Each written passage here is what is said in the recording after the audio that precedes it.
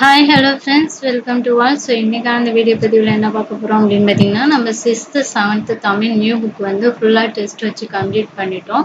So year wise test plus full test எல்லாமே வச்சு complete பண்ணிட்டோம். ஸோ இன்றைக்கி வந்து 8ஆம் வகுப்பு இயல் 1 தான் வந்து ஸ்டார்ட் பண்ணியிருக்கோம்.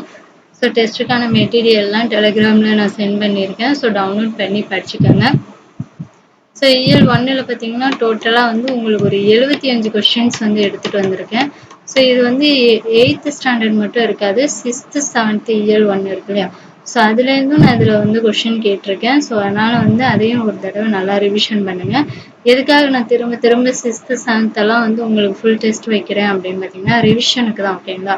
ஸோ நீங்கள் படிச்சுட்டு நெக்ஸ்ட் ஸ்டாண்டர்ட் படிக்கும்போது அதை ரிவிஷன் பண்ண மாட்டீங்க. ஸோ அதனால தான் வந்து நீங்கள் ரிவிஷன் பண்ணணும் அப்படிங்கிறதுக்காக நான் அதுலேருந்து திரும்ப திரும்ப உங்களுக்கு டெஸ்ட் வைக்கிறேன். ஸோ அதையும் இயல் 1 7th ஸ்டாண்டர்ட் 6th ஸ்டாண்டர்ட் இயல் 1ஐயும் ஒரு தடவை வந்து ரிவிஷன் பண்ணிக்கோங்க. ப்ளஸ் 8th ஸ்டாண்டர்டில் இயல் 1 நல்லா படிங்க. படிச்சுட்டு இந்த டெஸ்ட்டை வந்து அட்டன் பண்ணுங்கள். டோட்டலாக 75 கொஷின்ஸ் இருக்கும்.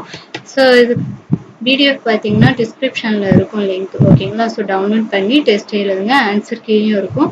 நீங்கள் டெஸ்ட் எழுதி முடிச்சதுக்கப்புறம் உங்களுடைய ஆன்சர் வந்து நீங்கள் செக் பண்ணிக்கோங்க. செக் பண்ணதுக்கப்புறம் கமெண்ட் செக்ஷனில் உங்களுடைய நேம், டிஸ்ட்ரிக்ட், நீங்கள் வந்து 75 கொஷினுக்கு எத்தனை கொஷின் கரெக்டாக ஆன்சர் பண்ணியிருக்கீங்க அப்படிங்கிறத மறக்காமல் கமெண்ட் பண்ணிடுங்க. ஸோ இந்த வீடியோ பிடிச்சிருந்துச்சுன்னா ஒரு லைக் பண்ணிடுங்க. மறக்காமல் நம்ம சேனலை சப்ஸ்கிரைப் பண்ணிக்கோங்க. Thank you to all.